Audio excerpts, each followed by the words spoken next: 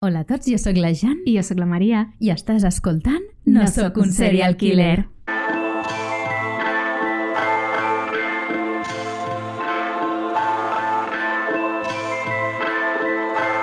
Bueno, Maria, què ens portes avui de noticial? Jan, vull que, sense saber de què va, llegeixis aquest titular, ¿vale? Venga. Detenido a una mujer por envenenar con una croqueta con psicotrópico su exmarido. Clar, és que les croquetes porten de tot. ¿Sabe algo? El ingrediente secreto. Això ha sigut a Saragossa. Una dona de 47 anys li ha donat psicotròpics a dintre d'una croqueta al seu exmarit i li ha robat 27.000 euros. Hola, Chisaco, querida? Chisaco espanyola? Com li ha robat els diners? No ho sé, però estaven en procés de separació i es veu que ella ja no ho aguantava més i va agafar, li va fer unes croquetes i li va dir: toma, cariño, unas croquetas.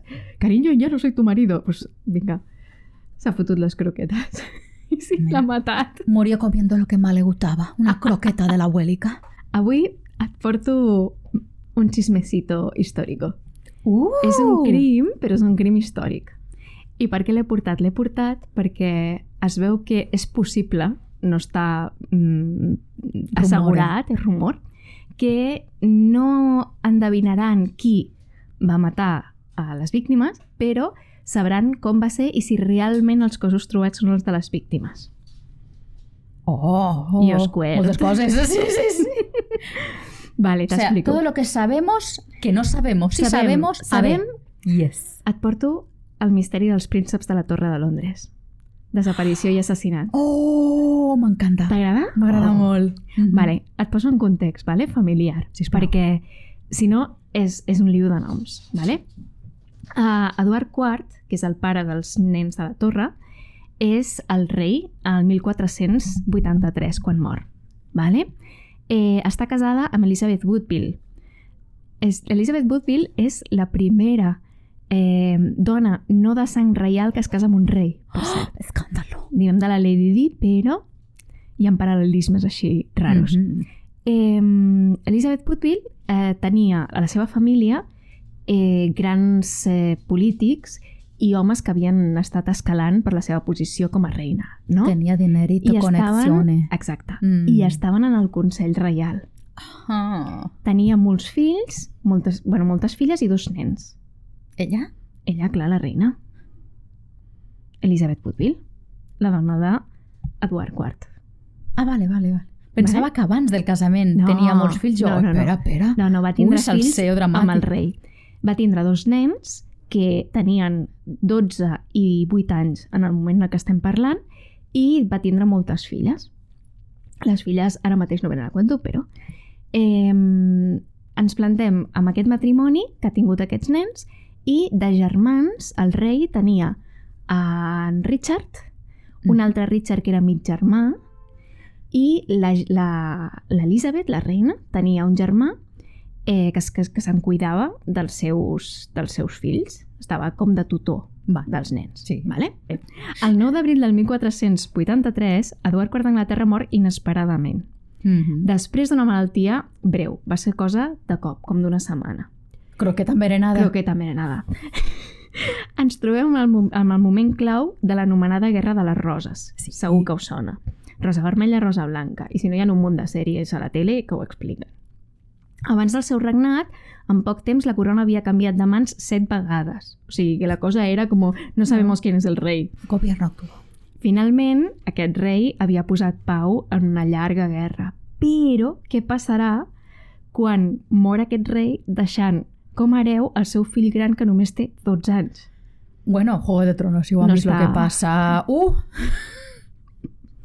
En aquell moment el tutor del jove rei era Anthony Woodville, el germà de la reina. Sí.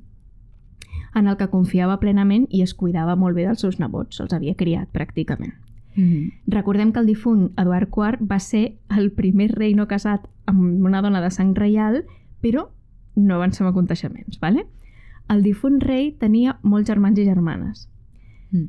Pel que a nosaltres ens interessa el Richard Grey, amb el que només era mig germà, i el Richard de Gloucester, que és el Tito Ricci, perquè si no, no ens aclararem. Que a partir d'ara serà el nostre sospitós número 1. Aquest segon sí que estava en la línia successòria, és a dir, que si moria el rei i morien els dos germans, els dos nens petits que tenia el rei hagués estat ell, el Tito Ricci. Sí. En aquell moment, el nou rei Eduard V, que és com li diuen, aquest nen de 12 anys, El nen. es trobava al castell de Ludlow i el germà del rei mort, el tiet Ricci, es trobava a Middleham, a Yorkshire. Estaven lluny l'un de l'altre. La notícia va arribar al Tito Ricci el 15 d'abril, però el nostre sospitós número 1, Tito Ricci, no ha estat sempre un sospitós. Històricament se'l culpa de diverses morts, però no sempre ha sigut així. En aquell moment era com un heroi de guerra, el moment que mor el seu germà el rei. Havia ajudat el seu germà a la lluita contra els escocesos i era l'home de total confiança del rei. Tant era l'home de total confiança del rei que en el seu llit de mort el va anomenar Lord Protector del pròxim rei, del seu fill. Què vol dir Lord Protector? Lord Protector vol dir no només que li farà de guardaespatlles, sinó que és de facto el rei fins al moment que el príncep el coronin. Clar, sí, és com la mano del rei. No la mano del rei, regente. Regente, sí, una cosa així. Ara bé, sembla que tot ha d'anar com una seda. Els dos tiets s'han de cuidar del nou rei d'Anglaterra, tot està en pau, però hi ha una altra força d'en poder suficient com perquè no es compleixin les últimes voluntats del rei mort. La família Woodville, o sigui, la família de la reina. Sí. Juego de Tronos total. O sigui, estic connectant amb tu, però mentalment el cervell m'està anant a mil intentant seguir tots els personatges. A Juego de Tronos tenia que anar amb llibreteta. O sigui, tu segueix, però no busquis complicitat que m'enteri jo de quién és quién. Jo te sigo. No, jo te sigo. Vale. La família de la reina havia estat un ascens meteòric des de que s'havia casat amb la reina. Era com, ara somos la família de lo más, los más sin de todos. La família Woodville. I tenien el consell del rei. Què passa? Que si el rei pren una decisió però el consell ho veta, el rei no pot prendre aquella decisió. Ha de demanar consens. I clar, el consens està sempre en la mà dels Woodville, que és la família de la reina. O sigui, són com els de l'electricitat ara. Sí, més o menys. Són com el lobby del rei. Sí. Diguem que el príncep, el germà del rei mort, el Ricci, el tiet Ricci, no està gaire d'acord amb com estan funcionant les coses a Londres. Igual que el Consell són bàsicament la família de la reina, els Woodville, el nomeni a ell Lord Protector, en plan, no, es que mi hermano me ha dicho que yo voy a ser Lord Protector, tenéis que respetarme. Però no estan gaire d'acord perquè els hi fa una mica de por que sent Lord Protector no sigui gaire bo amb la família, igual que ho era el rei anterior. Favoritismes. En plan, aquí mandamos nosotros y ahora vendrás tú y em diràs lo que he de fer. Què passa? Que intenta que de bones, el tal Hastings digui no, anomeneu-lo Lord Protector igualment perquè, home, heu d'anar bones amb aquest home, però no se'n surt. El pobre Hastings no se'n surt, diu no. Vale, anava d'influencer del pal... Voy a comerle un poco la orejita para que lo nombren. Vale, però te sigo. Però no fan cas. Llavors, el tiet Ricci, el Ricardo, agafa i diu, bueno, pues me'n vaig amb el meu amic Buckingham, que són dos col·leguites, era el seu segon de bordo, i anem a fer com si fos un sopar de família.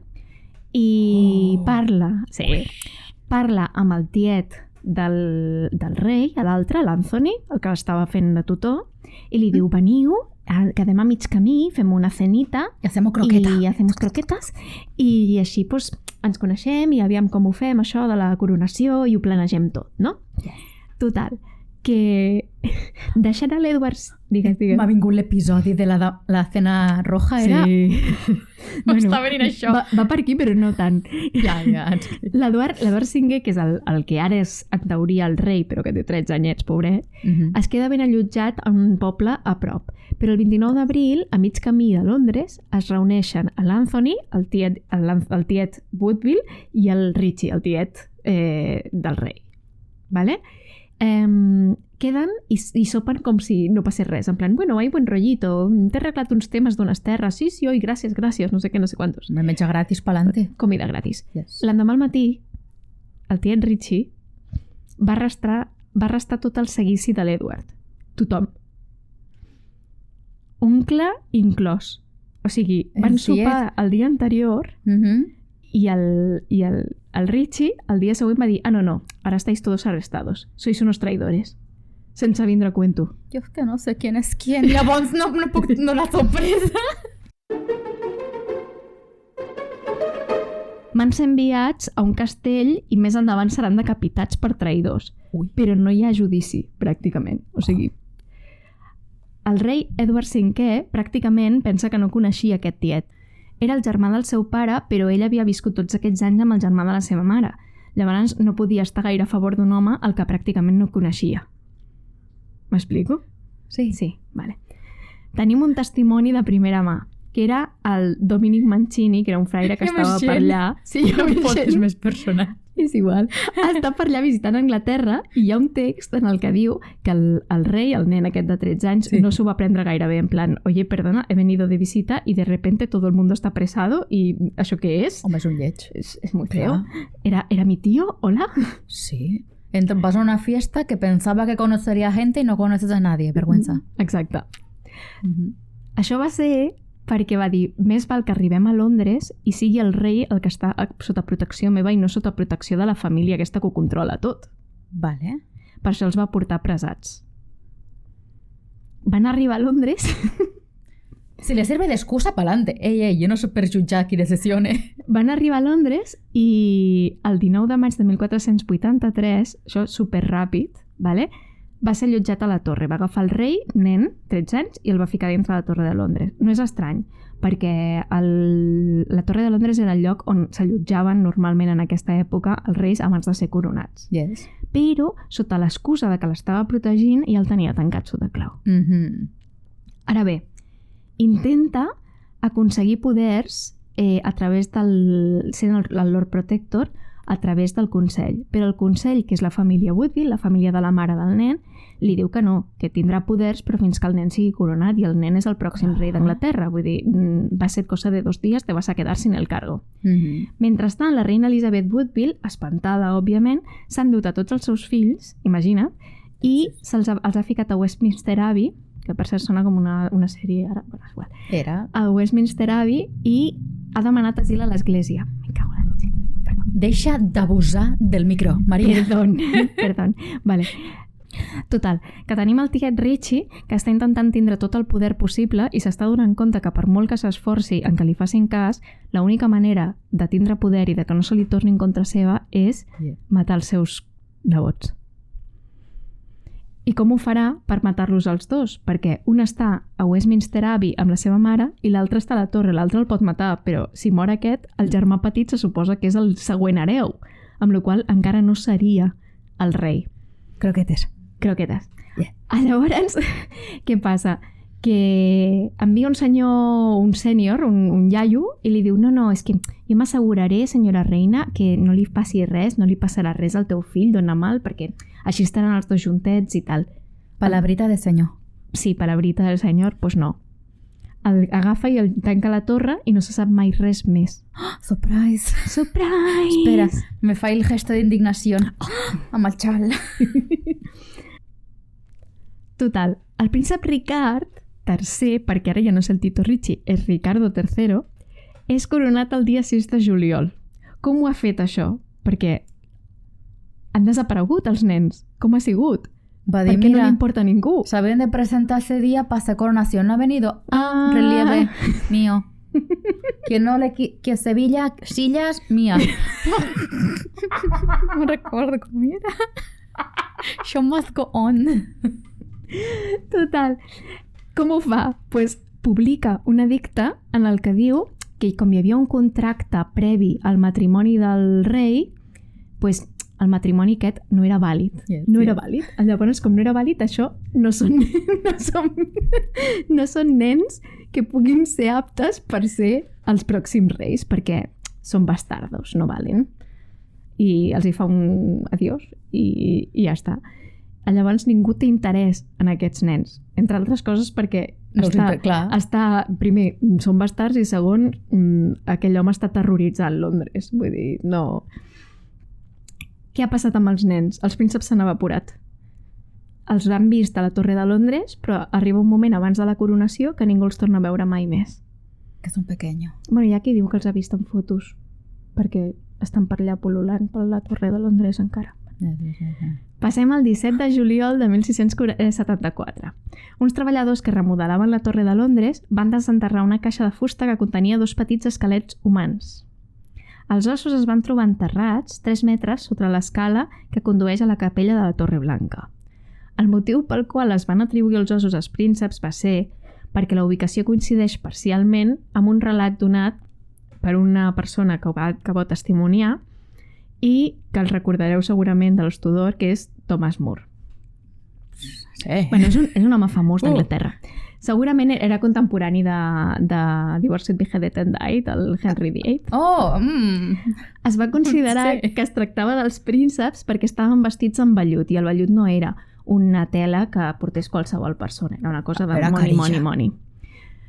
4 anys després del seu descobriment, els ossos van ser col·locats en una urneta i van ser col·locats a Westminster i enterrats.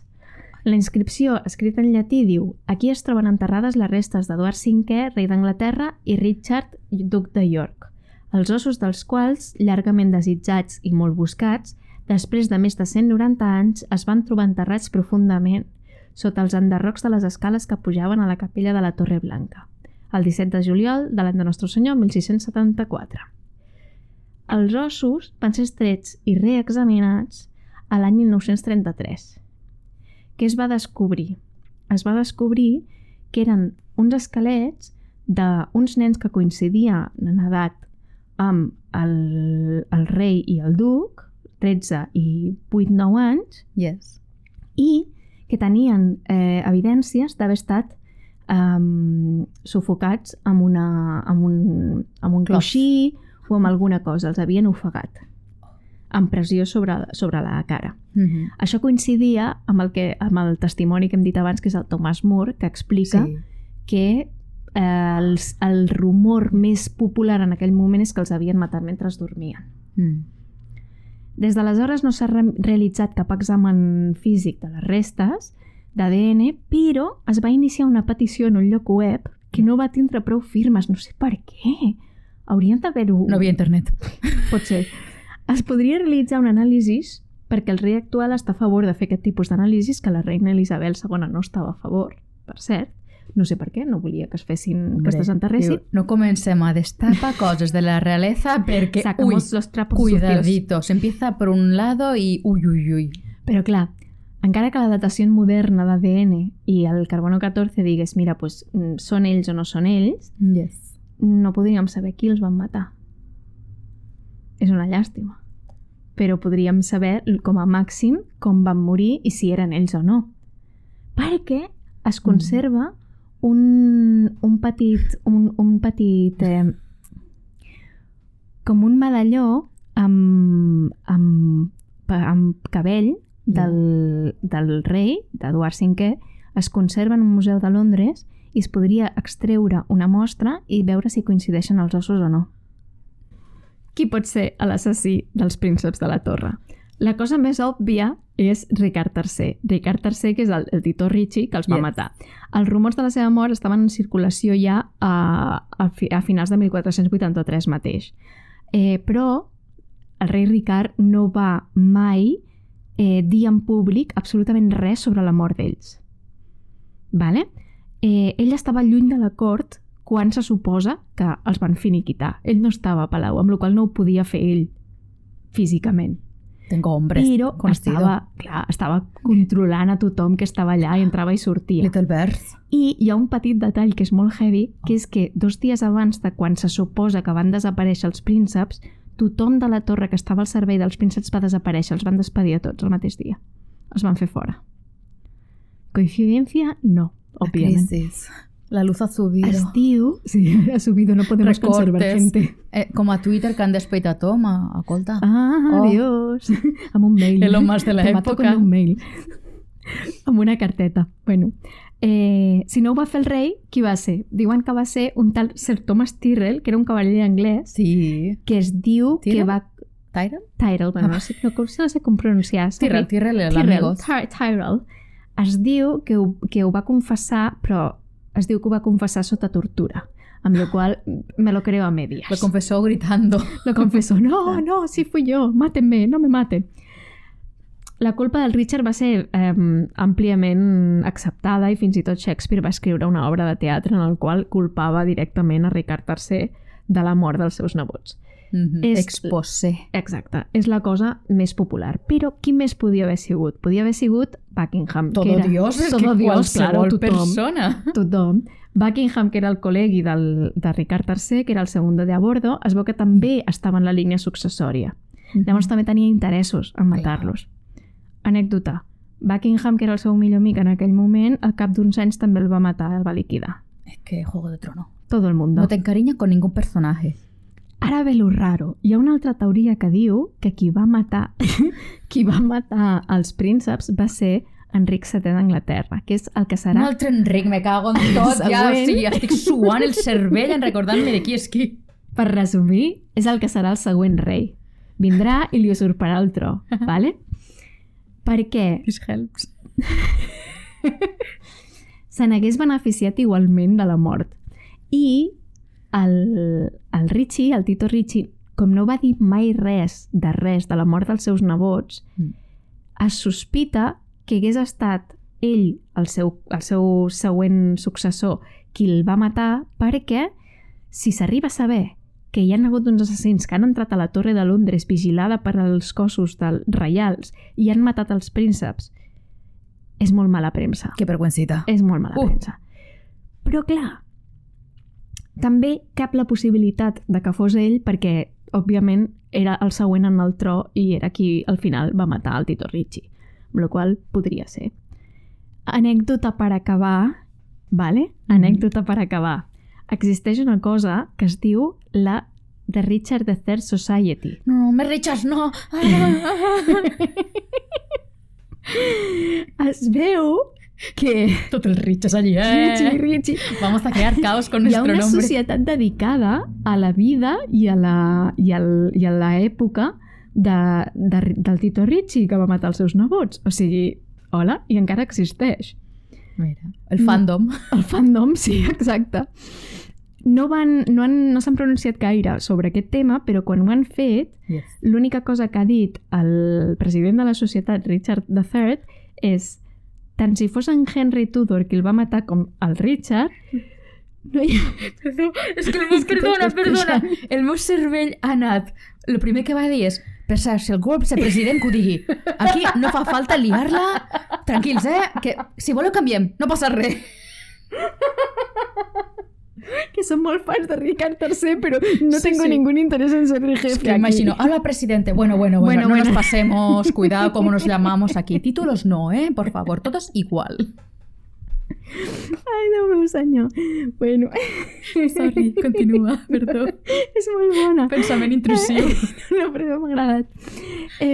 Total, que per on anava? El president... Vale. El president de la societat, Richard III, va dir que tant si hagués estat en Henry com en Richard, és a dir, els grans sospitosos, que són el Tito Richie i el següent rei, que serà Henry Tudor, no hi ha proves reals per sospitar.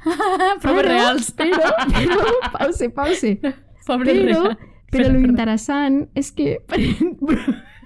Eso ja l'has pillat el dat joc. Perdó, prou.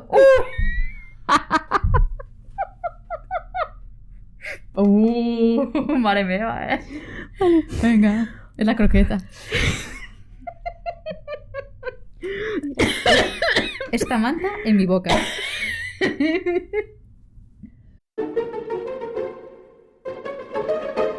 El raonament és el següent. Tant si va ser el Tito Richie qui va matar els seus nebots com si va ser el següent rei per interessos perquè volia acabar amb ells, els dos, per la mentalitat de l'època, tenien raons per agafar els cadàvers i ensenyar-los i explicar qualsevol cosa. En plan, no, ha sido él. En plan, clar, de palo, ha muerto. Mira. Els dos tenien raons per exposar els cadàvers i dir, mira, ha muerto, i fer-los un enterrament.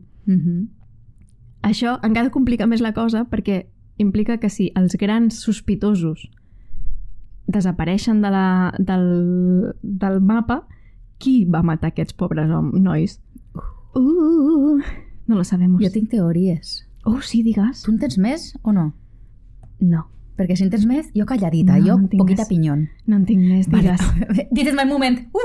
Doncs hi ha la teoria, se dice por la calle, que va ser una de les maids o la seva mare, no sé, perquè lo veia venir, va dir, ui, huelo serial killer, asesinismo por aquí, es va apiadar d'ells i els va matar per evitar-los una mort més a lo bèstia. Makes sense. Va ser muerte piadosa. Se Makes dice, sense. hay rumore.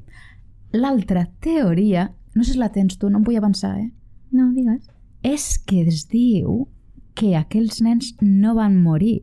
Van canviar per uns altres nens d'alguna criada o algo, els van matar, los rumores van passar de que sí que havien muerto, però els dos nens es van escapar pels túnels que havien secrets del Buckingham i es van donar la fuga i ara, a saber, viven por ahí la vida. I per això no interessava a la reina fer les proves d'ADN perquè sortiria que no són estos Aquesta teoria m'agrada més. i la gent diria, ai, són bastardos i tal, o són de criados. Clar, no volen pal, no, ja nos va bien, perquè també. Imagina que la gent se comença a fer proves d'ADN i surt, ui, parentesco con la reina, ui, reclamació de tronos, ui, liada, Juegos de Tronos. Com jo no today. he arribat a aquest nivell de cuchicheo? No sé com ho sé, M'encanta. però tinc aquesta informació al cervell. M'encanta. Sí, Jo havia llegit que és possible que segueixin vius, perquè van desaparèixer, no els van matar, i llavors lo de matar era com, espectáculo, ven aquí a matar a Si gente. no hay cuerpo, no hay Sangre, crimen. sangre.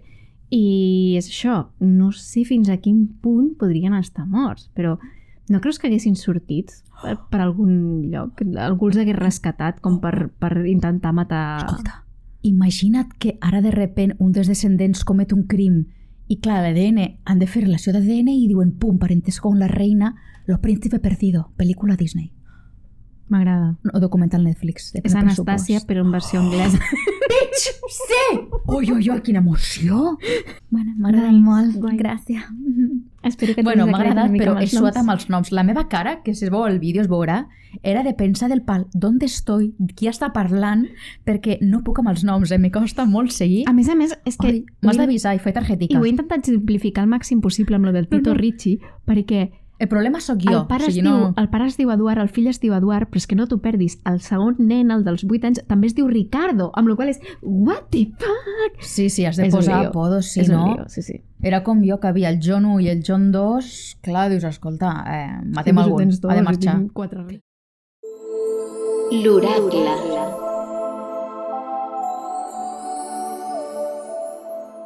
A veure, quines cartes han sortit, Jan? Han sortit el juicio i el diablo. Jo aquí, amb la meva ment sensorial, veig que ara que s'acosten festes, jo sempre ho acabo relacionant amb festes, tinc un trauma, ara que s'acosten festes, si hi ha algun familiar, tiet, cosí, tiet, avi i tal, que us fa alguna cara rara i us sona com una mica smirk demoníaco, jutgeu-lo, no tingueu por, jutgeu-lo i aparteu-vos, marxeu, corrents, no us relacioneu amb ells, perquè segurament algo parecido a lo del Tito Ricci. Vale. Projection. Tinc un trauma amb el Nadal. I li regalo un sobre que posi therapy. Adiós! Mira, Adéu. se'ns acaba el temps. Màgia. I ara comença a caure la pila.